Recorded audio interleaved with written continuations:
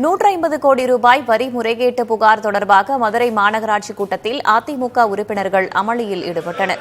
மதுரை மாநகராட்சியில் 150 கோடி ரூபாய் வரி முறைகேடு புகார் பெரும் அதிர்வலைகளை ஏற்படுத்தியது.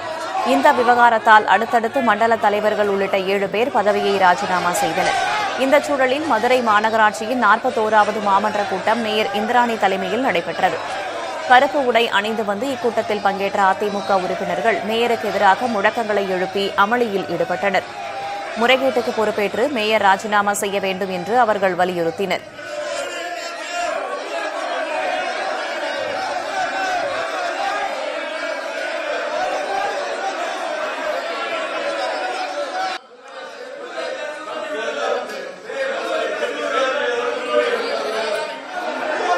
அந்த மாமன்றத்தை நடத்தக்கூடிய இந்த மேயரே டைரக்டா இன்டைரக்டா இன்வால்வ் ஆயிருக்காங்கன்றது போலீஸ் விசாரணையில தான் தெரியும். அது வரைக்கும் இவங்க ரிசைன்மெண்ட் போனா தானே ஃபேர் இன்வெஸ்டிகேஷன் வரும். இதைத்தானே நாங்க சொல்றோம்.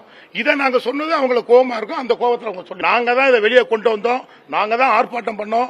நாங்க தான் ஹைகோர்ட்டுக்கு போனோம். இன்னைக்கு நேருக்கு நேரம் நெத்திக்கு நெத்தியா மேயரை ரிசைன் பண்ண சொல்லியிருக்கோமே.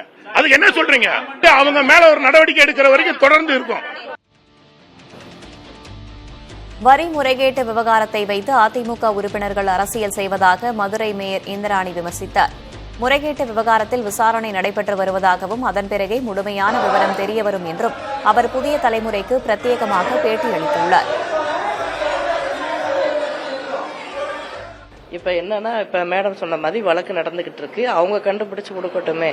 எங்க சைடு இருந்து அவ்வளவு பெரிய தொகையெல்லாம் கிடையாது. உங்களுக்கு நல்லா தெரியும். நம்ம ஃபர்ஸ்ட் பேப்பர்ல பார்க்கும்போது 1.50 அப்படின்றது திரும்ப அது அப்படியே அடுத்த நாள் பார்த்தா அந்த பாயிண்ட் எடுத்துட்டு போட்ட மாதிரி அடுத்து டெவலப் பண்ணிக்கிட்டே இருக்காங்க. இது அவங்க அரசியல் பண்றாங்க.